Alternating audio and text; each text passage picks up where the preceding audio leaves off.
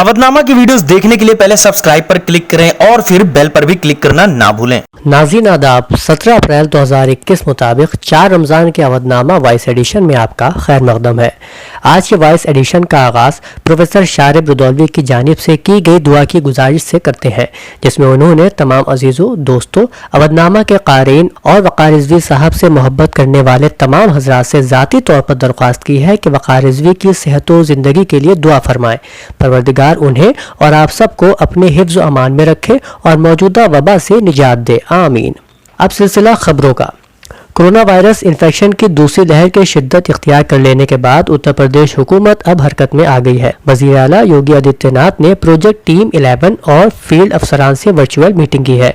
जुमे को टीम 11 जायजा इजलास के बाद सीएम योगी ने रियासत में कोरोना वायरस के बढ़ते हुए इन्फेक्शन के पेश नज़र हर इतवार को शहरी और देही इलाकों में मुकम्मल लॉकडाउन नाफिज करने का फैसला लिया है।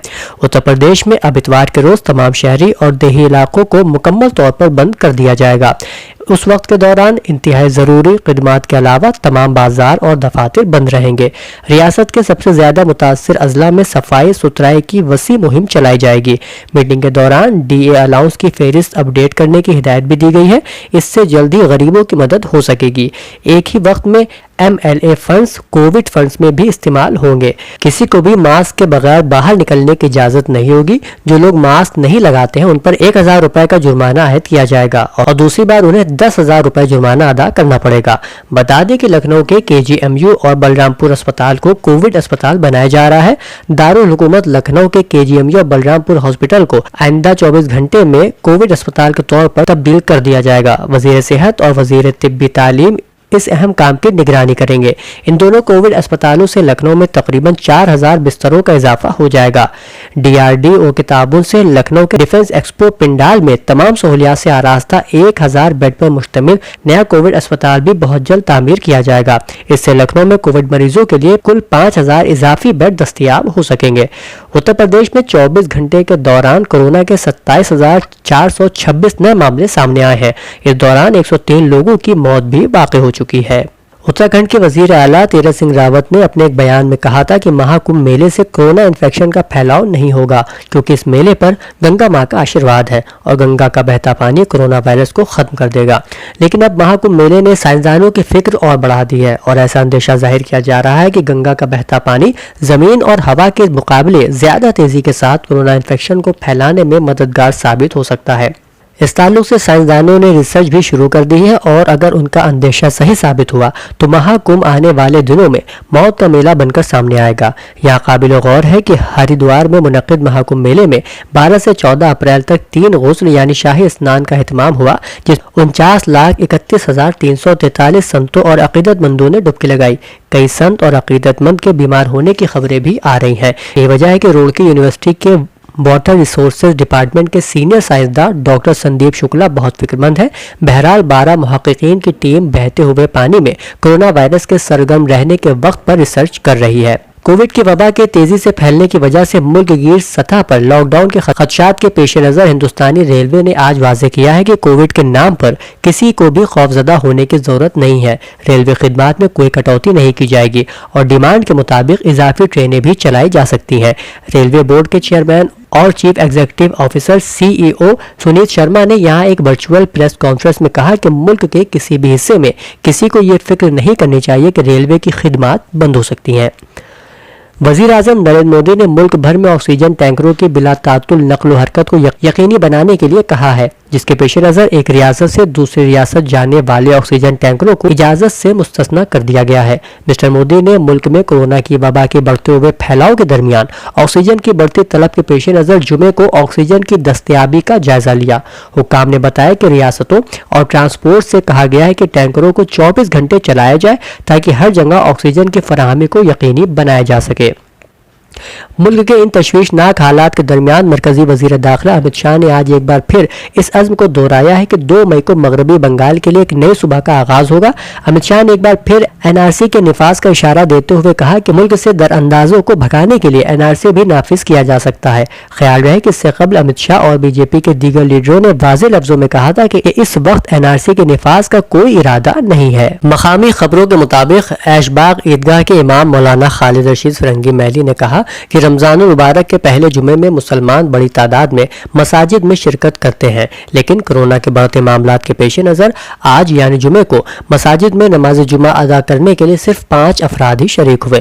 انہوں نے کہا کہ تمام مساجد میں احتیاطی تدابیر پر عمل کرتے ہوئے نماز جمعہ ادا کی گئی۔ کورونا وائرس انفیکشن کی دوسری لہر نے ملک کے ساتھ ہی اتر پردیش میں بھی قہر ڈھا رکھا ہے۔ مہاراشٹر کے بعد ملک میں سب سے زیادہ سرگرم کیس والی ریاست اتر پردیش ہی ہے، جہاں ہر خاص و عام انفیکشن کا شکار ہوتا نظر آ رہا ہے۔ یوگی حکومت کی بد انتظامی کی وجہ سے بھی ریاست میں کورونا کی حالت ابتر ہوئی ہے اور اپوزیشن پارٹی لیڈران اس تعلق سے حملہ آور بھی ہیں۔ جو ماحول ریاست میں اس وقت پیدا ہو چکا ہے، ایسا محسوس ہو رہا ہے جیسے سب کچھ بھگوان بھروسے چھوڑ دیا گیا ہے۔ شاید یہی سبب ہے کہ یوپی میں جے شری رام لکھے ہوئے ماسک کی طلب میں اچانک بہت زیادہ اضافہ ہو گیا۔ امین آباد میں ایک ہول سیل ماسک دکاندار کا کہنا ہے کہ ویسے تو اس وبا کے دور میں لوگ ماسک جان بچانے کے لیے استعمال کر رہے ہیں، لیکن جے شری رام لکھے ماسک کا مطالبہ کچھ زیادہ ہی بڑھ گیا ہے۔ ایک کھیپ ایسے ماسک کی ختم بھی ہو چکی ہے اور مزید ماسک کے لیے آرڈر دیا گیا ہے۔ ادبی تنظیم بزم شام غزل کی خصوصی تعزیتی نشست علامہ اقبال لائبریری محلہ بالو گنج میں منعقد ہوئی، جس کی صدارت الحاج شبیر احمد شبنم نے کی۔ نظامت کرتے ہوئے محمد یعقوب عزم گونڈوی نے تعزیتی قرارداد پیش کی، جس کے تحت اس درمیان اور گزشتہ دنوں انتقال کرنے والی اہم قومی و ملی علمی و ادبی شخصیات کی خدمات کا اعتراف کرتے ہوئے تعزیت کی گئی۔ جنرل سیکریٹری مجیب احمد صدیقی نے خانقاہ مونگیر شریف کے صاحب سجادہ معروف عالم دین مولانا سید ولی الرحمانی امیر امارت شریعہ جنرل سیکریٹری مسلم پرسنل لا بورڈ کی رحلت کو ملت اسلامیہ کا عظیم خسارہ قرار دیتے ہوئے کہا کہ مولانا مرحوم اس وقت پورے بہار میں فروغ اردو کی تحریک چلا رہے تھے۔ صاحبان خانقاہ اگر ولی الرحمانی کی طرح ہو جائے تو ہندوستان میں مسلمانوں کی تقدیر بدل جائے۔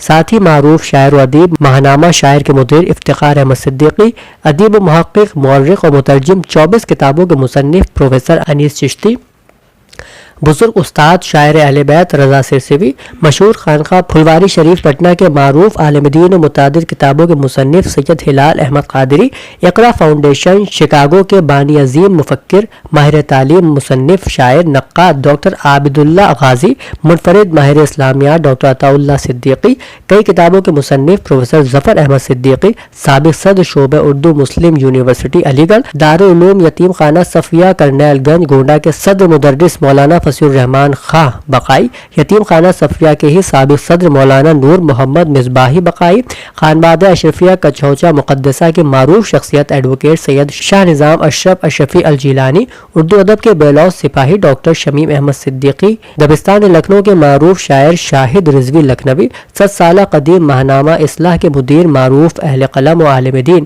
مولانا جابر جوراسی کی ہمشیرہ سید مرضیہ خاتون، مشہور سماجوادی لیڈر قومی رہنما مختار انیس رضوی اور سینئر شاعر و افسانہ نگار ڈاکٹر صوفی بستوی جملہ مرحومین کی وفات حسرت آیات پر تنظیم کی جانب سے گہرے رنج و غم کا اظہار کرتے ہوئے دعائے مغفرت کی گئی۔ الحاج شبیر شبنم کے صدارتی کلمات پر نشست کا اختتام ہوا۔ کورونا وائرس کے علاج میں مفید ریمڈیسیویر انجیکشن کی کالا بازاری روکنے کا نام نہیں لے رہی ہے۔ لکھنؤ اور کانپور کی آرمی انٹیلیجنس نے مشترکہ آپریشن چلا کر ریمڈیسیویر انجیکشن کے 265 وائل کے ساتھ 3 افراد کو گرفتار کیا ہے۔ وہیں میرٹھ کی ACG 7 کی عدالت میں مختلف دفعات کے تحت گستاخ رسول سوامی نرسنگانند سرسوتی کے خلاف مقدمہ درج کرایا گیا ہے۔ اور ایک اور خبر کے مطابق بزم وقار ادب کے جنرل سیکریٹری قمر سیتاپوری نے معروف شاعر احسن اعظمی کے انتقال پر شدید غم کا اظہار کرتے ہوئے کہا ہے کہ احسن اعظمی ایک اچھے شاعر اور مخلص انسان تھے۔ سنجیدگی، سادگی، شائستگی ان کے خمیر میں شامل تھی۔ وہ متعدد کتابوں کے مصنف تھے اور کتابیں منظر عام پر آ کر شرف مقبولیت بھی حاصل کر چکی ہیں۔ مرحوم لکھنؤ کی ادبی اور شعری نشستوں میں بہت متحرک و فعال نظر آتے تھے۔ ان کے اچانک چلے جانے سے لکھنؤ کی ادبی فضا سوگوار ہے۔ اللہ تعالیٰ پسماندگان کو صبر جمیل اور مرحوم کو جنت الفردوس میں جگہ عطا فرمائے۔ اودنامہ کے جہانواں صفحے پر شائع خبروں کے مطابق بائیڈن انتظامیہ نے جمعرات کے روز امریکہ میں تعینات روس کے 10 سفارتکاروں کو ملک چھوڑنے کا حکم دے دیا ہے۔ امریکہ نے روس کی 6 کمپنیوں اور 32 کے قریب افراد اور اداروں پر پابندیاں عائد کر دی ہیں۔ خبر رساں ادارے AP کے مطابق یہ پابندیاں روس کی جانب سے امریکہ کے گزشتہ سال صدارتی انتخابات پر اثر انداز ہونے اور فیڈرل اداروں کی ہیکنگ کی وجہ سے عائد کی گئی ہے۔ روس نے جمعرات کے روز امریکی پابندیوں کا جلد جواب دینے کا عزم ظاہر کرتے ہوئے امریکہ پر الزام عائد کیا کہ وہ دو جوہری طاقتوں کے درمیان کشیدگی میں خطرناک حد تک اضافہ کر رہا ہے۔ روس کی وزارت خارجہ نے روس میں تعینات امریکی سفیر کو طلب کر لیا ہے اور روس کا کہنا ہے کہ ان کے ساتھ ہونے والی بات چیت پیچیدہ ہوگی۔ امریکہ میں گزشتہ سال مئی میں ایک سیاہ فام شخص جارج فلائیڈ کی ہلاکت میں نامزد پولیس افسر ڈیرک شاون کے خلاف اقدام قتل کی کارروائی جمعرات کے روز مکمل ہو گئی۔ ڈیرک شاون نے کارروائی کے دوران اپنے دفاع میں کوئی بھی بیان دینے کے حق کو استعمال کرنے سے گریز کیا۔ ایسوسی پریس کے مطابق اپنے دفاع میں کوئی بیان نہ دے کر شاون نے امریکی عوام اور عدالت کو یہ بتانے کا واحد موقع ضائع کر دیا کہ جب اس نے جارج فلائیڈ کی گردن پر گھٹنا رکھا تھا تو وہ کیا سوچ رہا تھا۔ جارج فلائیڈ کی ہلاکت کے کیس میں پولیس افسر ڈیرک شاون کے دفاعی وکیل کو اپنا کیس مکمل کرنے میں 2 روز کا وقت لگا، جبکہ استغاثہ کے وکلاء نے اپنا کیس 2 ہفتوں تک پیش کیا تھا۔ اب فریقین کے وکلاء اپنے اختتامی دلائل آئندہ پیر کے روز پیش کریں گے۔ ایران کی مسلح افواج کے سربراہ میجر جنرل حسین باقری نے جمعے کے روز ایرانی فوج کے قومی دن کی مناسبت سے اسلامی جمہوریہ ایران کے آرمی چیف میجر جنرل سید عبدالرحیم موسوی کے نام مبارکبادی کے اپنے پیغام میں سپاہ پاسداران انقلاب اسلامی اور ایران کی فوج کو ملک کی سلامتی اور ایرانی عوام میں پائے جانے والے غیر معمولی احساس تحفظ و سکون کی ضامن قرار دیا۔ انہوں نے کہا کہ سپاہ پاسداران انقلاب اسلامی اور ایرانی فوج دشمنوں کی ہر طرح کی جارحیت و دھمکی کا منہ توڑ جواب دینے کے لیے مکمل آمادہ ہے۔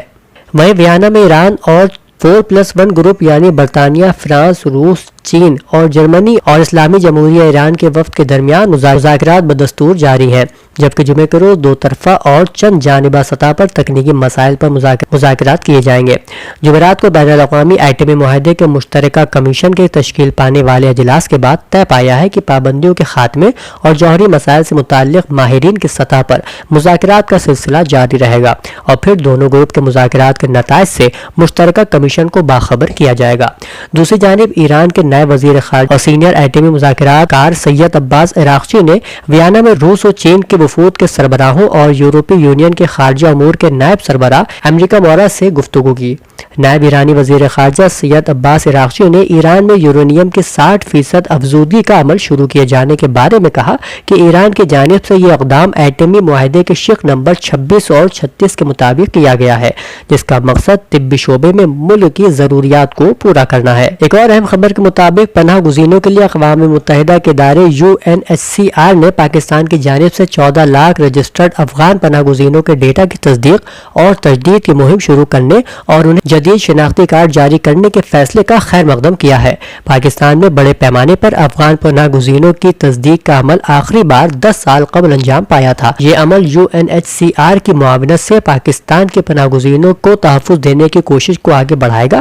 نیا اسمارٹ کارڈ پناہ گزینوں کو اہم سروسز اور سہولیات تک رسائی کا اہل بنائے گا۔ اودنامہ میں شائع مضامین کو مکمل طور پر پڑھنے کے لیے اودنامہ کی ویب سائٹ www.awadnama.com پر وزٹ کریں اور ای پیپر پر کلک کریں۔